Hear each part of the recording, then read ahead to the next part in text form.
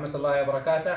معنا الشاعر الدكتور محمد كريم راح يلقي قصيدة بمناسبة غزوة بدر. تفضل يا دكتور. من جزاك الله. هذه قصيدة بمناسبة البدر الكبرى 17 رمضان من 2 هجري. ماذا بقعت في 17 رمضان في العام الثاني هجرة؟ الله أكبر. قد بقيت النصر في المعركة الأولى للإسلام وهو بدر الكبرى. الله أكبر. الله أكبر. الجيش المسلمين كانت 313 مجاهدين، وهزم الكفار كانوا أكثر من 1,000 أو قرين. الله أكبر. الله أكبر. أشهد أن لا إله إلا الله. وعند الجيش الإسلامي كان 2 فرس وإبل 70. الله. ورغم عن ذلك نصر المسلمين على الكفار بفتح المبين. الله جزاك الله خير يا دكتور. خرج علي وحمزة وعبيدة بن حرس رضي الله عنهم لحصاد الرؤوس الشيبة بن ربيعة الله أكبر ووليد بزدهم.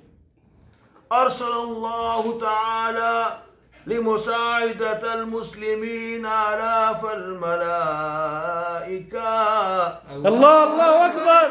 وقال الله تعالى: وما رميت وإذ رميت ولكن الله رمى.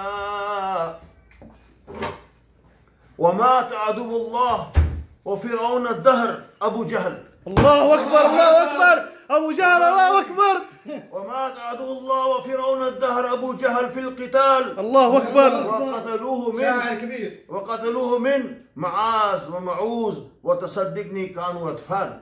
لا إله إلا الله. لا إله إلا الله. لا إله إلا الله. دفنت في البئر 24 رؤساء قبيلة الكفار. لا إله إلا الله. وقتل علي 10 من 70 جنود الأشرار. الله أكبر. الله أكبر. آخر شعر. ففاز المسلمين الحرب الأول بين الكفر والإيمان. الله الحرب الأول بين الكفر والإيمان، فسماه القرآن يوم البدر الكبرى يوم الفرقان. الله أكبر. الله أكبر. الله جزاك الله خير. سماه القرآن يوم البدر الكبرى يوم الفرقان. سبحان الله. الله أكبر. الله يرحمه كل الشهداء. جزاك الله خير يا دكتور. جزاك الله خير. كثر الله من أمثالك. جزاك الله.